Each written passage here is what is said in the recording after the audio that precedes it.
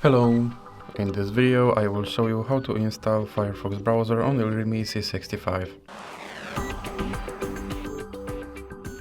So you have to start by opening your Google Play Store, then click on search bar and type in Firefox. Now click search and click install.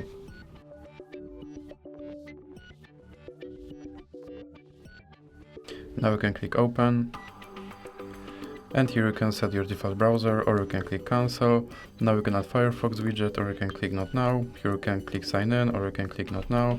Now you can turn notifications, or you can click not now again. And here you can select your theme, or you can click save and continue. And now you have to select your toolbar placement, or just click save and continue.